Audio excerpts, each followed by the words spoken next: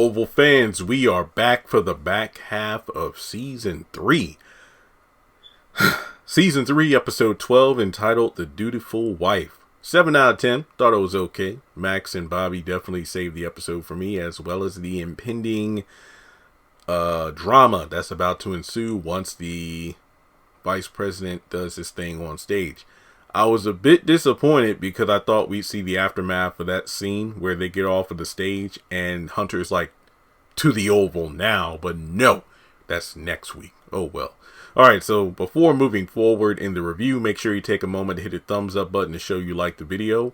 Hit subscribe as we close in on 200,000 subscribers. Folks, this morning we hit 197,000. I'm very confident that by the end of the month, we will be able to hit 200,000 subscribers, which will be a great day. I would have to celebrate somehow, some way, but yeah, let's do it. Hit subscribe, please. In order to keep up with the content I post on the channel, hit the bell icon and select all. And to round things out, follow me on social media. Links are in the description below. Now, we pick up where we left off with the firefight between Kyle versus Max and Bobby in the attic of Donald's house in order to rescue Lily. Now, Kyle is on his own. He's calling for backup. Max is just, jeering here, heckling him the entire time. Nobody's coming for you, Kyle. So, damn, he throws down his phone. So, he's trying to, lure Max into a false sense of, hey, let's take this, let's handle this right now. They fire at each other a few times. Max, he wants to deal with Kyle right then and there. But just like the time that Max ambushed Kyle and beat the hell out of him in his apartment, Bobby swoops in to stop him from doing it, finishing the job. In this situation, I will agree, yeah, this makes a lot of sense. You got Lily, get the hell out of there before backup arrives. But, Kyle is trying to stop them from doing so, but Max gets scooped up by Bobby and then they leave the scene. After they escape, Kyle comes down from the attic, which begs the question of, damn, how fast were Lily, Bobby, and Max leaving from the attic in order for them to be completely out of the house by the time Kyle even is halfway down the stairs? Remember in episode 11, I think it was the episode 11, the mid-season finale, when I asked the question after Max and Bobby take out all the guards and they make it inside of Donald's house on the first floor, I think Bobby noticed water on the floor and he looked up at the ceiling and water was coming down, and I'm like, wait, okay, I get she's being waterboarded. I know a lot of water is on the floor and everything, but I'm assuming Donald's house is the attic at the very top, then the second floor where the bedrooms are, and then the bottom floor where the kitchen and everything is. So how the hell is the water leaking all the way from the attic through like two separate floors? Like the floor of the attic through the roof of the second floor, or the ceiling of the second floor, then the bottom floor, whatever. So he makes it down. And he pretty much, is pissed off at all the guards, like useless as hell. So he kicks the woman who's already down and out. And he calls Donald to explain what happened. Max and Bobby showed up and Lily's gone. And he's pissed off. He wants Kyle back at the White House in his office immediately. He'll put somebody else on the job. And Kyle's like, who else are you going to put on this job? Get back here, Kyle. Damn it. So, Victoria is studying the second lady, and man, what I love her to stare me down the way she was staring down the second lady. And she pretty much, is about to leave because, like, look, I got to meet my husband. I ain't got time for this thing. If you want to chat, let's chat. But if not, I got to go. So Richard comes in the moment she's about to get up and leave, say, lunch is ready. But before she goes into the dining room, Simone lets Richard know hey, could you tell my husband that I can't go to see him right now because I got to have lunch with the first lady. And Victoria asks Richard to switch their plates because, remember, she's thinking that anything that Priscilla put her hands in is something that's poison and she doesn't want to have any part of it. So, skipping scenes, I'll just finish up this dinner scene. Victoria, and I don't want to make it seem like I'm rushing through the episode. It wasn't bad, but a lot of these scenes felt a bit dragged out and repetitive dialogue, so just keep that in mind.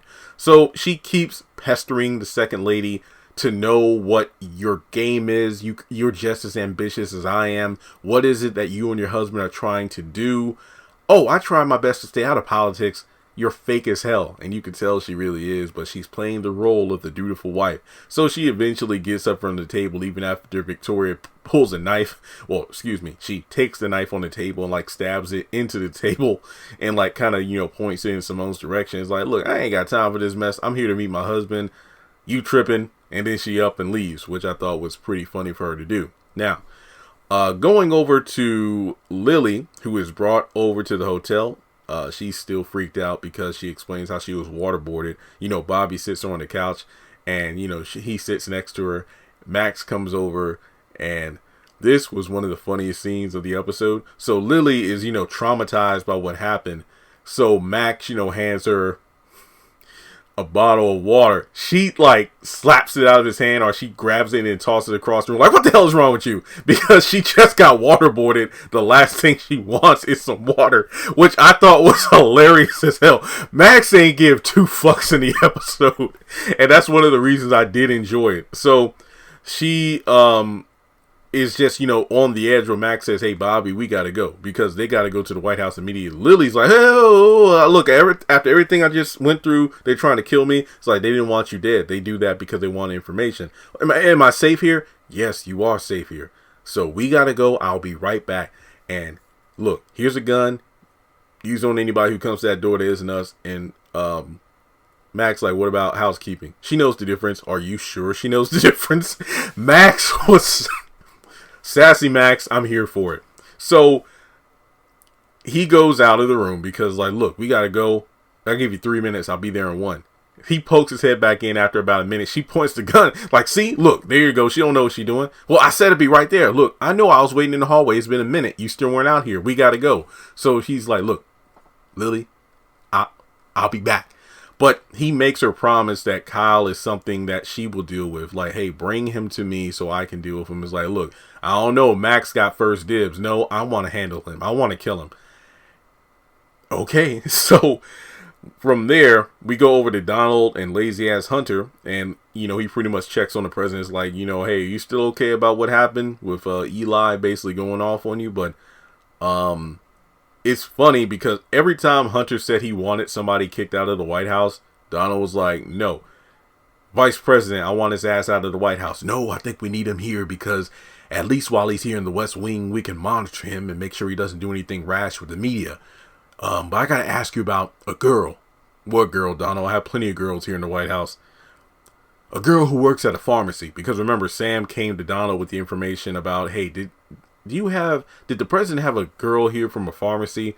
And he pretty much says, oh, I didn't do anything. We just hung out here in the Oval. She's probably thinking about the deal I made her now. Deal, sir? Yeah, it's just a deal, you know, we made. I think you should stop because one of the agents asked about it. Who, Kyle? No, Sam. Sam. That short mother. Get him gone. I need him gone. No. Here's the thing. If we keep him around, he's going to keep coming to me with this information and I can pass it along to you, basically to make sure that's one less thing we have on our tail. So we get this information because he thinks he can trust me. I can give it to you and we can work on it from there. So again, everybody that Hunter wants dealt with can't be dealt with because they're needed for the quote unquote greater good, if you will. And Donald is pretty much the one who is given the task of keeping Eli in line because, again, Hunter straight up said, well, hey, the vice president, that's on you. If he does anything rash or something happens, it's your fault. So moving on to the next scene here. This was a very brief scene and I appreciate it. Kareem checks in on Dale and Sharon to see how they're doing because they've been in their room talking for a while. He says, hey, since everything that's been going down, the pharmacy hasn't been open at all, so I'm about to go down there. And Sharon's like, oh, no, I'll come too. And then Dale's like, yeah, I'll come. This man can barely even get out of bed to put his shoes on, but they don't tell Kareem what's going on. And, you know, Sharon's like, oh, no, I think we should all stay together. Well, is anybody going to clue me in on what's going on? No, we'll be ready in a couple minutes. We'll go to work with you. Okay, so after that, let me just skip ahead to another scene that's kind of a one and done. And it's interesting that after watching all 10 episodes of the game and watching Barry as Jameson, or Vaughn played Jameson, here we are with Vaughn playing Barry again. Nancy gets a phone call from Richard about Priscilla coming over to the house for them to talk, which is a scene I'll talk about shortly. she overhears some yelling upstairs, and it turns out that, what's her name? Was it Mia? I forget her name. It was the one girl that Barry met on that dating app, I believe. And then next thing you know, she comes back over, and it turns out she took the money that he put away that Ruth had and took it to the Rackaducci, allegedly. And he pretty much did what he did to Ruth at the end of season 1, I believe, where he literally went to a place where he knew she would hang out, scooped her up, brought her back to the house to interrogate her, basically abducted this girl, which could land his ass in jail again. But he's doing it. He's literally screaming, "Where's the money? What did you give it to Ruth? Where's the Rackaducci? I need to find my daughter." And then Nancy holds Barry back to allow the girl to escape and pretty much explains, look, you need to calm down. People are working on this as best they can. I'm praying. Well, hey, you pray. I'm about to do something. I will find my daughter, even if it costs my life. Why do I feel like Barry's going to die at some point? Because of the fact that I feel like he's just making so many dumbass decisions that it's like, bruh, we get it. Look, I'm not trying to undermine it that your daughter and this cult is very dangerous, but you locked up behind bars isn't going to help isn't going to help anybody find Callie. If anything else, they're going to have, it's like anything that in regards to like Sam or Richard, the energy and look, I understand, like, you know, some of them was like, hey, you know what, we can't do anything because of the FBI, and they're absolutely right, their hands are tied. So any roadblocks or obstacles that you present by getting locked up or doing something rash, that's utilizing time, energy, and resources that could be used towards getting your daughter out of that compound. So Barry needs to calm his ass down. So we go over to, I'll just talk about this now. Grip is with Jason as he's on the rooftop of the White House. He's telling Jason, look, you need to go down here. You need to leave from up here. And Jason is having one of his little episodes. Where the hell is that therapist? So he's freaking out over everything that's been going on. It's like, my grandma, she didn't deserve to die. I don't even know why I did. She was mean, but she didn't deserve to die. So this dude is like semi-remorseful for the murders. I mean, I guess. So he says that I'm not leaving this roof until I finish my smoke because I need it. So you might as well get comfortable. And I'll skip ahead to the end of the episode where he finally finishes his smoke. And he tells Grip, hey, I think you dropped something. And then all of a sudden he kind of, hops like he's about to jump over the rail, and that's how the episode ends. And that's really all the Jason scenes we get in the episode. We know he isn't going to die, even though it would have been awesome if he did, but oh well. We'll find out next week. So, after the second lady left the dining room, Victoria's just sitting there. Priscilla comes in, to check and see if everything's okay.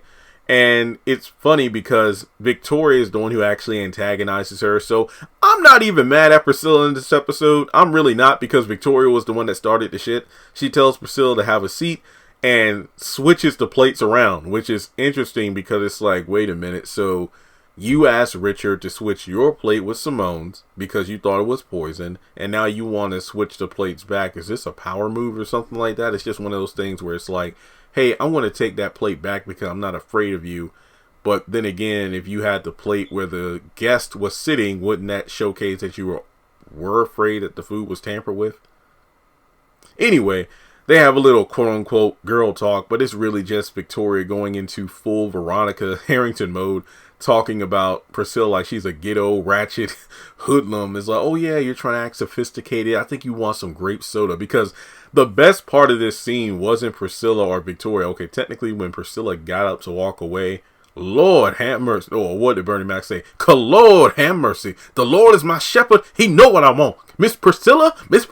But in any case, Richard coming in and he's just shocked that these two sitting at the dining room table together.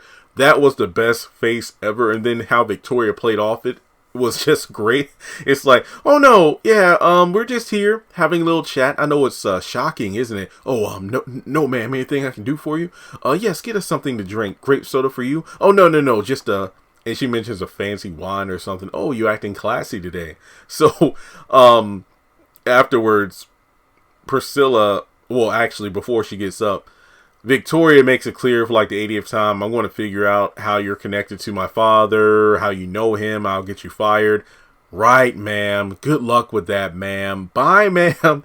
So she goes into the kitchen. Richard is freaking out, and Richard does what he should have done episodes ago, pretty much threatening to have Priscilla removed, basically removed from this situation. If she continues to be reckless, I think you need to go home, or at least leave for now. Talk to Nancy. You need somebody to talk to about everything. Oh, is she a therapist? No, but you need somebody to talk to confide in. That's something that I love to hear, because Priscilla, going back to season 1, before she make this radical change of the character she is, she's always been one to listen to other people, give advice, help them out, but she really didn't do what it took to make sure things in her own household and marriage were taken care of. And most importantly, herself. She's going through a lot right now. She's lashing out. She's being reckless. And Richard was right to call her out. Hence why he calls Nancy to tell her that Priscilla is on the way so they can talk. Now, let's see. Eli and Simone have a brief conversation. Basically explaining, hey, the reason I'm late, the first lady wanted to have lunch and that was crazy. But she suspects a lot of stuff is going down, but I played the role of the dutiful wife. I didn't tell her a damn thing. So it turns out Richard didn't even tell the vice president about his wife being late. So that's something to keep in mind right now. From there, Bobby, well, we don't know which one of them called, if it was Bobby or Mac, but Bobby, I'm just going to say Bobby, called Eli to let them know they're on the way and they're close by. So the vice president says, hey, well, me and my wife will meet you right outside of the White House. So she helps him with his jacket. They know it's going to be dangerous moving forward for the plans they have in tow to bring down the current administration, but they have to do what needs to be done. So Bobby and Max meet up with the vice president and second lady right outside of the White House. And they pretty much, say, hey, you know what? We're here. We're ready to go. We know things are going to get intense, but let's do this. So Kyle rolls up. What the hell are you doing here? I'm the vice president of the United States. You will watch your tone and stand down. So from there, Max is just like a dog who's ready to be let loose from the chain. Can I get him? Can I get him? What do you mean? What's going on, Max? Like, can we take him out? Why? Oh, he's a part of this. He's a really big part of all this. A part of what? And then Eli's like, both of you stand down.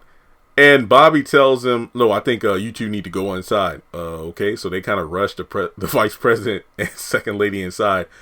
This, I will feel, was a bit of a bad editing thing, because all of a sudden there's like a noticeable difference in distance between Max and Kyle, but then in the next shot, all of a sudden Max is already in Kyle's face, punching him to the ground. And then it's funny because Max and Bobby just take turns wailing on this guy, throwing around like a rag doll. And to be honest, it felt funnier than it should have been, because I'm not saying I feel bad for Kyle. I'm not saying that at all. It just felt a bit, I wish we could have saw him put up more of a fight. It's like to go from a attic shootout to just a playground beatdown. It kind of felt a little bit underwhelming, but the comedic aspect is what made this scene hilarious to me. So every time, Max like, come on, get up. But before Kyle can even halfway get off the ground, bam, he knocks him down again. So next thing you know, he's knocked out. Sam sees the vice president and second lady just rushing inside. He runs outside to see what's going on. He's like a school principal or teacher. Hey, what's going on? What's going on out here? Wait, Bobby, Max, we had to take him down. Wait, what? Did you kill him? No, it's just knocked out. He's going to be asleep for a while. Well, hey, I know. Because he's like, look, we need to get him inside. No. We need to lock him up. Where? In the car. Can we do it? Please, Sam. And then Bobby's like, or was it Max like, hey, all you got to do is go on the inside. I know the cameras are watching, but you can delete that footage, right, Sam? Shit. So they cuff him and put him in the back of the car. And the whole time Max is like, oh, yeah, I'm going to get him later. Nope, Lily. What do you mean, Lily? Oh, yeah, so I took a bullet to the chest. My best friend got killed. But just because she had a little water dumped on her, she's the one that gets to kill Kyle. And I'm just sitting there the whole time. This is not going to work. He's going to get out somehow. You should finish him now while you have the chance. But nope. Just like the Joker, Batman's going to arrest him, put him in Arkham Asylum. He's going to break out again, kill 1,000 or thousands of people. And the cycle continues when you could just kill him with a batarang to the throat. Oh, well. So, we go over to Donald. Actually, I'm sorry. One of my favorite lines is when they're trying to convince Sam. It's like, hey, it's for the country, Sam. It's for the country, Sam. And I'm like, I would support a spinoff of these two. I really would. So, Donald talks to Hunter, who's quote unquote napping, and he doesn't want to do any work. He just wants to golf. He doesn't want to go to any meetings. And after that, Donald's like, what do you mean? Well, there's a press pool waiting outside. What are you talking about? I didn't call for any press pool. He finds out that it was the vice president that called for it. And then we move on to the conference room where shit always goes down in one of the penultimate episodes, whether it be season 1 or, season 2 to an extent. The vice president, second lady, Max and Bobby are on stage. Basically, Eli spills all the tea. Well, not all of it, but basically points out these two agents or former agents were actually investigating homicides that have taken place in the White House. They know the president and first lady are involved extremely deep within it, and they deserve the Medal of Honor, the Presidential Medal of Honor. I'm like, damn. So, he's also saying that his people are working to invoke the 25th Amendment to remove Hunter from office. And I thought that, holy crap, we're actually getting somewhere. To be completely honest, even without the Jason crap of him jumping off the roof, this would have made for a fantastic cliffhanger ending. So yeah, I think this was a great episode. A strong way to come back from lackluster first half of season 1. Where, if I remember correctly, I said that like episodes... there were like maybe 3 episodes I really liked during the first half, but then the last one before this felt underwhelming. This one felt just right. So let me know your thoughts in the comment section below. What did you think of last night's episode of The Oval? I gave it a 7 out of 10. Do you agree? Make sure you like and subscribe, and if you'd like to donate to the channel, feel free to do so on PayPal or Cash App.